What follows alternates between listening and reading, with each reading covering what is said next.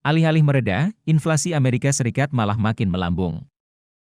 Di bulan Juni 2022, inflasi Amerika Serikat kembali melonjak dan mencapai 9,1% secara tahunan. Di tengah lonjakan inflasi Amerika Serikat, aset-aset safe haven bisa jadi pilihan investasi. Contohnya adalah dolar Amerika Serikat dan emas. Ada beberapa instrumen investasi yang bisa jadi pilihan oleh pelaku pasar di tengah tekanan inflasi Amerika Serikat yang tinggi. Beberapa aset safe haven yang bisa jadi pilihan seperti dolar Amerika Serikat, emas, saham pilihan, hingga obligasi pemerintah. Hal tersebut diungkapkan oleh Direktur PT TRFX Garuda Berjangka Ibrahim Aswaibi. Pada perdagangan Kamis, 14 Juli 2022, dolar Amerika Serikat menguat terhadap mata uang lainnya karena data inflasi Amerika Serikat yang tinggi. Hal itu mendorong ekspektasi pengetatan moneter lebih lanjut dari The Fed yang lebih cepat. Penguatan dolar Amerika Serikat juga dipicu oleh tingginya arus permintaan safe haven di tengah meningkatnya kekhawatiran akan resesi.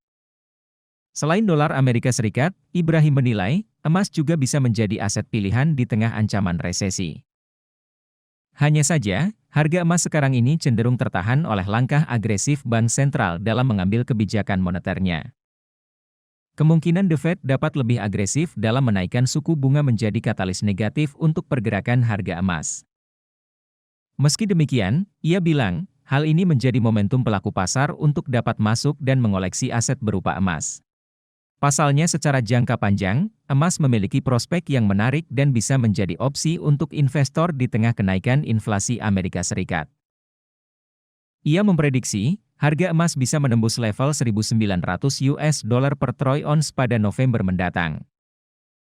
Adapun sekarang ini diperkirakan harga emas akan bergerak ke level 1.650 US dollar per troy ounce lebih dulu.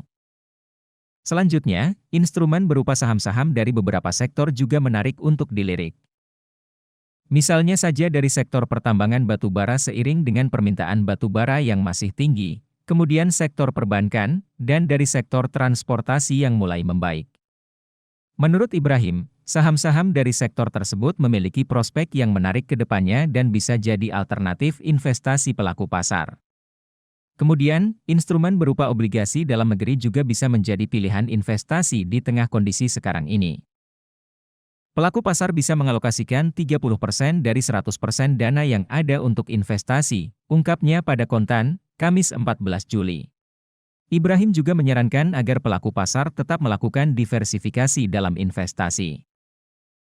Misalnya 30% pada dolar Amerika Serikat, 30% obligasi, dan sisanya bisa masuk ke emas dan saham. Financial Planner Financia Consulting Eko Endarto memberikan pandangan serupa.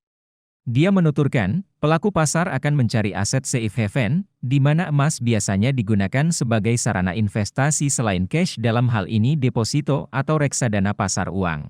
Pegang cash saja dulu sementara atau ambil kesempatan dengan mulai masuk ke emas, ujarnya.